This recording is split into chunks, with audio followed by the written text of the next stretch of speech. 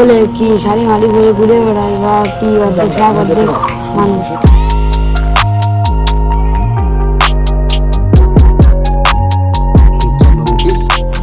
এই যে এইটুকুর মধ্যে সাপ টাপ ছাড়ে বলে নাগিন টাগিন খায় নাগিন এইসব সাপ টাপ খায় একবার ধরিল।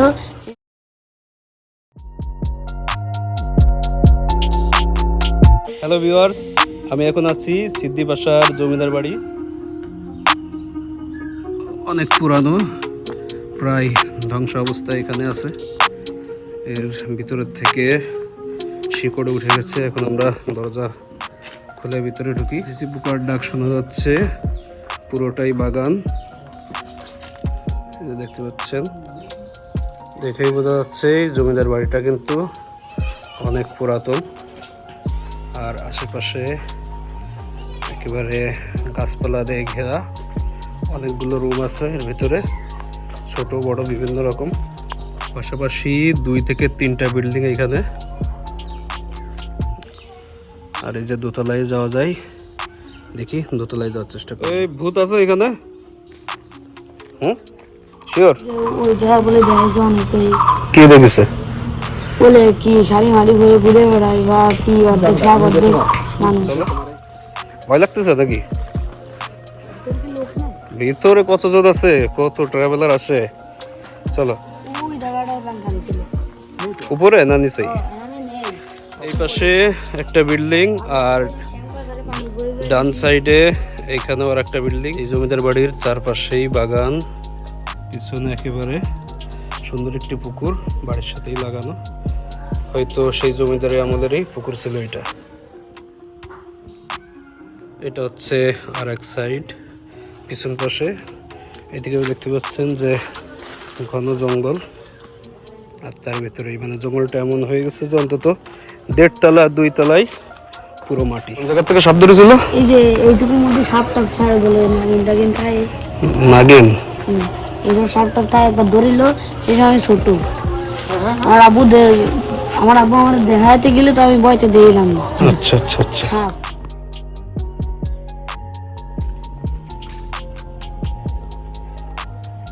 এই পাশে একটা ঘর তো না, এই পাশে একটা বিল্ডিং আর পিছন সাইড আর একটা বিল্ডিং, মোট 2টা।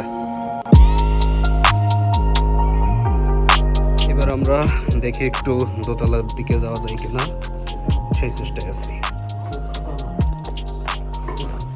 জানা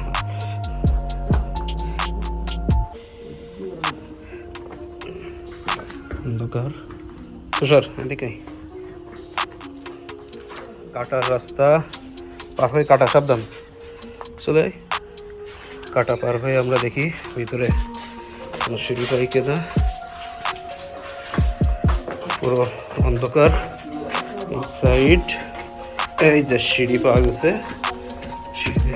সিঁড়ি এই সিঁড়ি দিয়ে আমরা উঠছে, একেবারে চিকুন সিঁড়ি। তুষার এই দরজাটা দেখ কত লম্বা। হ্যাঁ, এই আমরা দোতলায় উঠলাম। আচ্ছা, হিউজ হচ্ছে ঝোল বারান্দা। এই বারান্দার থেকে বাইরে, আর এই হচ্ছে ভিতরে। এর একটা কি ছিল, ছবি টবি ছিল তাই। ঢোক ভিতরে ঢোক। এ হচ্ছে জানলা, জানলা থেকেই পিছনের সেই পুকুর। দেন এই ঘরের ভিতরেই গাছ, ভগ্ন দশা। তুষার ভূত বাংলা সে याद आया, রিয়েল ভূত বাংলা। আর একটা ঘর, সব ঘরের ভিতরেই কিন্তু এই যেভাবেই গাছের বাকল শিকড় এগুলো উঠে গেছে।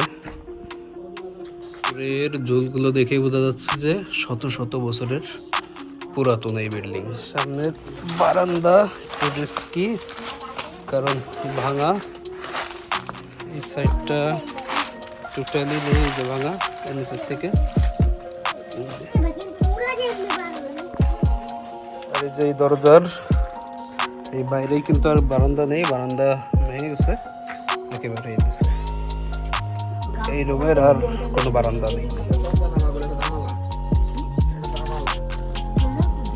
এই দরজা দিয়ে বের হলাম। একটু আগে একটা ঘর ছিল, কিন্তু এর উপরে আর মানে ছাদটা ভাঙা। মোটামুটি আমরা নিচের দিয়ে উপর দিয়ে দুইটা জায়গায় দেখলাম। আবার সেই আমরা চিকুন সিঁড়ি, এটা এত চিকুন, এই দেয়াল এই দেয়াল, একটু মোটা মানুষ হলে আর ঢুকতে পারবে না।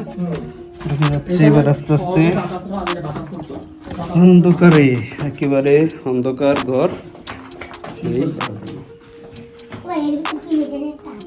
আর এই সিদ্দিপাশা ইউনিয়ন অফিসের পাশ থেকেই সোজা ভিতরে আসলেই খুব সহজে আসতে পারবেন। এখানে ফুলতলা, দামোদর বা ইস্টার্ন গেট যে কোনো ঘাট পার হয়ে সহজে আসতে পারবেন এই সিদ্দিপাশায়।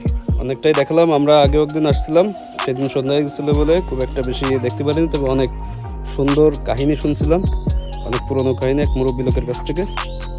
তো আপনারাও খুব সহজে আসতে পারেন। আর যদি কারোর কোনো জিজ্ঞাসাবাদ থাকে তাহলে কমেন্টে জানান। দেখা হবে পরবর্তী কোনো ব্লগে। ততক্ষণ পর্যন্ত ভালো থাকবেন, সুস্থ থাকবেন। ধন্যবাদ।